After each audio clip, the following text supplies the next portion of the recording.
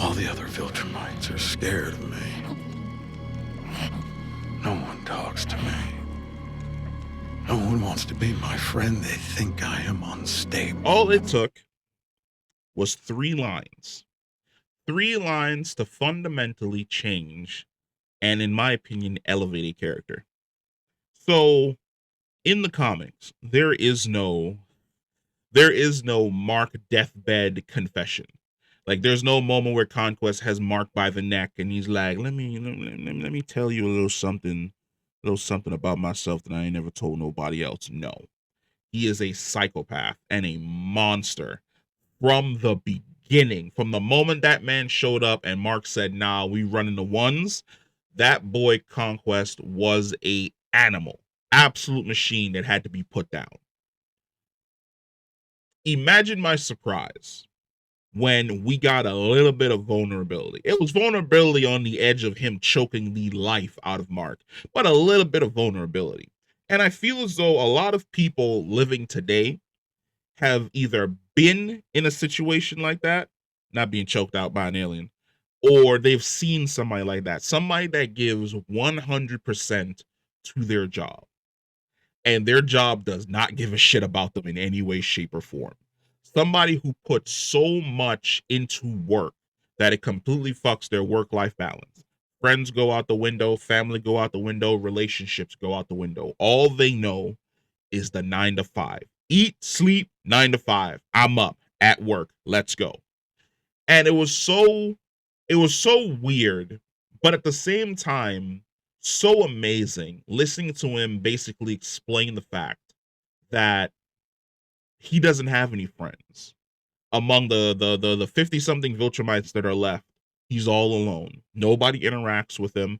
Nobody counts him as a friend. Nobody takes him to the side so that they can go hang out. Nothing. Everybody feels distrust, and disgust being in his presence. And he is a victim of that corporate machine where corporate needs you to go out and conquer 3 planets. Corporate needs you to go put down a rebellion over there. Corporate needs you to wipe out an entire civilization of people over there. And you become so numb and so efficient at what it is that you're doing that other people can feel that negative energy. They can feel that bad vibe. And because of that, they don't want to be around you. They don't want to be near you in any way, shape, and form. And it was so crazy having him admit this, that the one thing he wants the most is that camaraderie, to be close to his fellow Viltrumites, to basically essentially have a friend. That the only time he's feeling anything in this entire existence is when he's killing something. He's feeling that euphoric rush. And then once he's finished his mission, it's all gone. And that creepy feeling sets back in. And it's very interesting to look this in the light of who exactly Conquest is. Because like he says, Conquest is not my name. It is a title that the other Viltrumites thrusted upon me.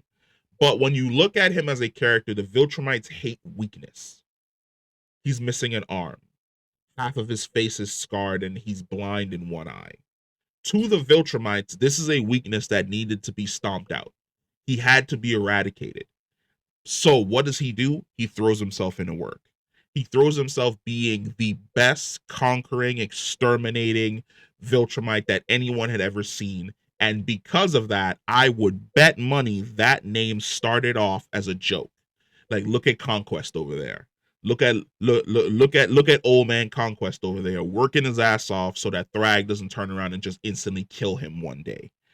And it's weird how these titles and these situations that people can be thrusted in can completely turn people into absolute monsters, can completely turn them from probably who he used to be.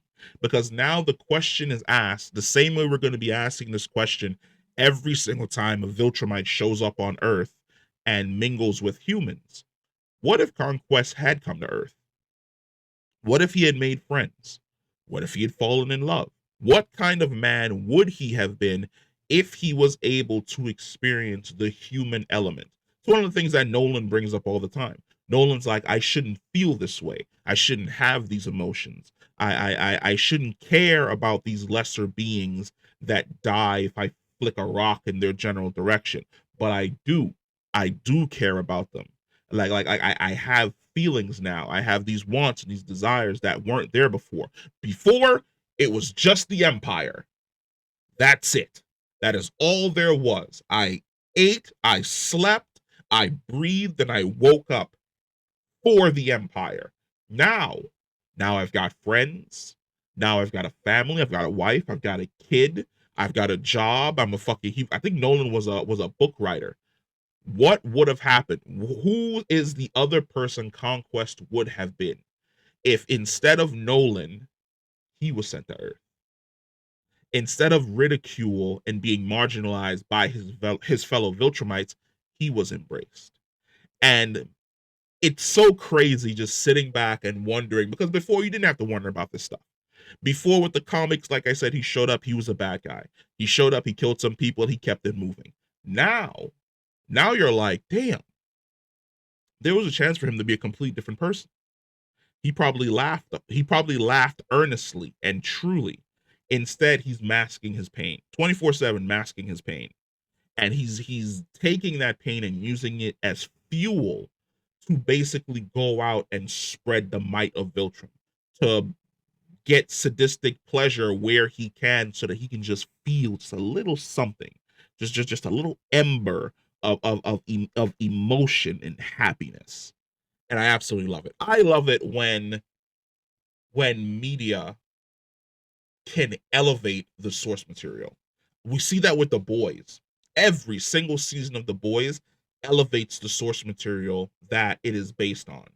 And it is so dope for once seeing that in Invincible. I fucking enjoyed it. It was only 3 lines. It was 3 simple lines, a deathbed confession meant for Mark, but it added so much to the character in such a fantastic way that I cannot wait for the next season.